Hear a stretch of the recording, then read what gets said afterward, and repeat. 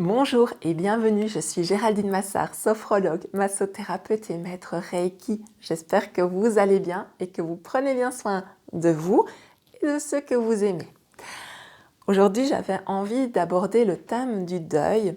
Pourquoi le deuil? D'abord parce que accompagner des personnes en deuil, ça fait partie de ma pratique quotidienne dans mon cabinet. Et puis aussi parce que actuellement, je traverse un deuil. J'avais envie de mettre en lumière qu'à côté des émotions particulièrement lourdes et difficiles comme la tristesse, la colère, les questionnements, eh bien, il y avait aussi dans les deuils que nous traversons tous au cours de notre vie des pépites, des cadeaux cachés, des leçons pour mieux aimer, pour mieux s'aimer soi-même et pour mieux aimer les autres, pour peut-être choisir une vie plus riche, plus à notre image. Quelles sont au fond les étapes par lesquelles nous passons lorsque nous traversons un deuil? Je vous en cite quelques-unes. D'abord, il y a la sidération, le choc lors de l'annonce du décès. Nous sommes dans notre vie de tous les jours avec ses habitudes, sa routine, tout roule et puis à un moment donné, un appel, un message et notre monde s'écroule. Il y a le déni aussi, mais c'est pas possible. Je l'ai vu la semaine passée et tout allait bien.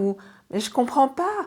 Il fume pas, il boit pas, il mange bio, il fait du sport et tu me dis qu'il est parti. Mais comment c'est possible? Et puis aussi à la colère. Pourquoi lui? Pourquoi elle? Pourquoi à cet âge-là? Est-ce qu'on aurait pu éviter cette issue fatale? La tristesse, évidemment, les larmes, les pleurs, cette dépression, le manque de la personne qui n'est plus là.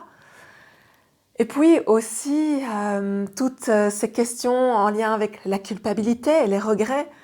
Mais zut, je savais que je voulais lui téléphoner et puis voilà, j'étais prise dans ma vie de tous les jours avec toutes mes obligations et je reportais chaque fois d'aller voir cette personne ou de lui donner un appel téléphonique. Et puis aujourd'hui, il est trop tard ou ça peut être aussi des regrets ou de la culpabilité parce que la dernière rencontre qu'on a eue avec cette personne ne s'est peut-être pas super bien passée. Il y a peut-être eu une dispute et puis aujourd'hui, les raisons de cette dispute nous semblent si dérisoires, si futiles, on s'en veut.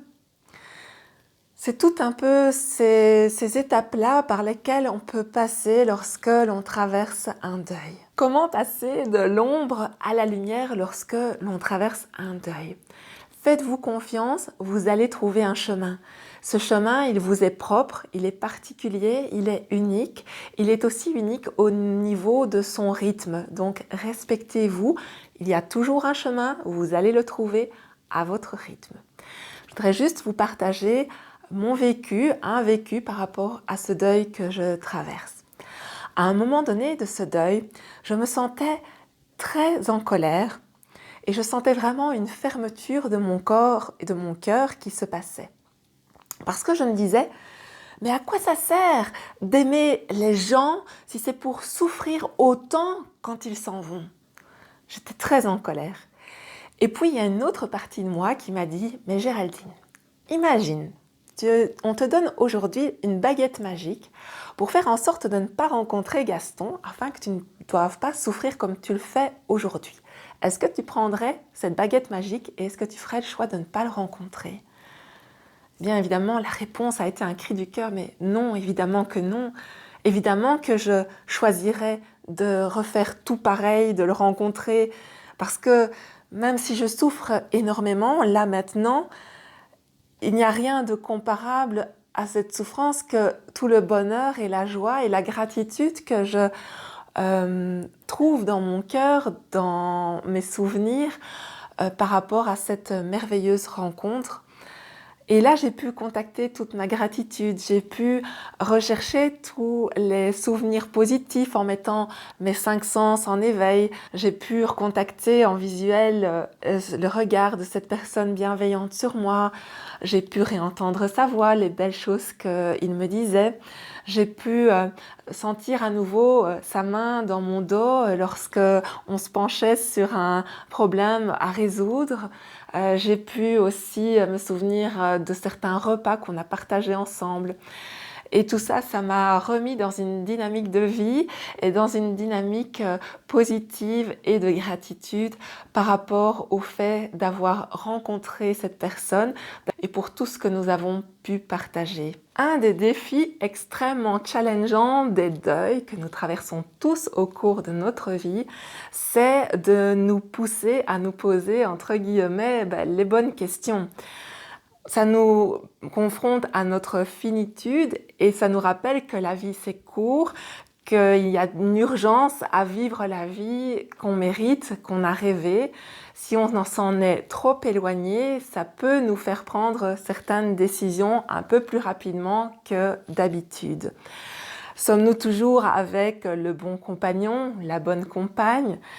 Est-ce que si nous traversons une période de célibat, c'est toujours ça qu'on a envie de vivre à ce moment-là?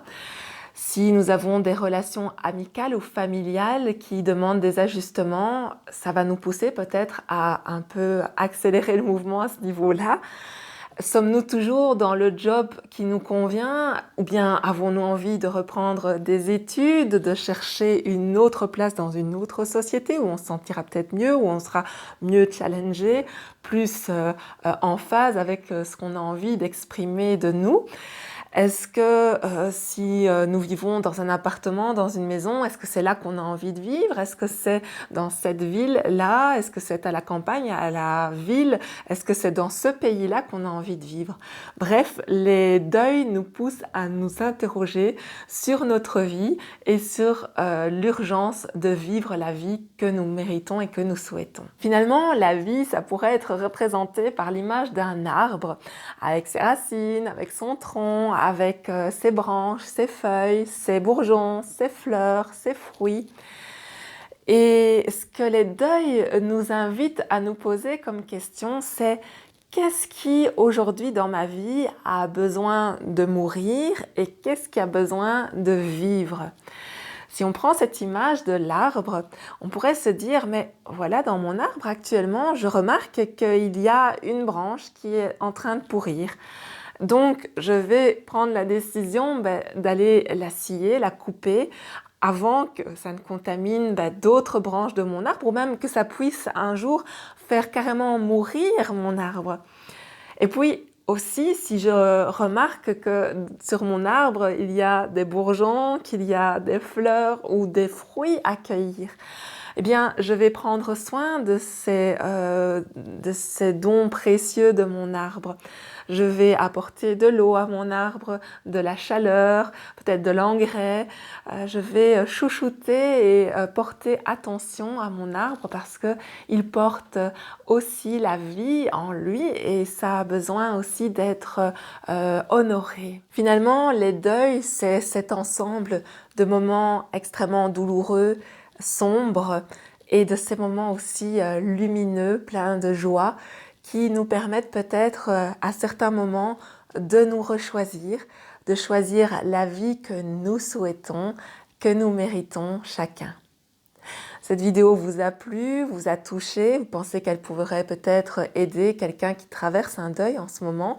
Je vous invite à la commenter, à la liker, à vous abonner à la chaîne si ce n'est déjà fait.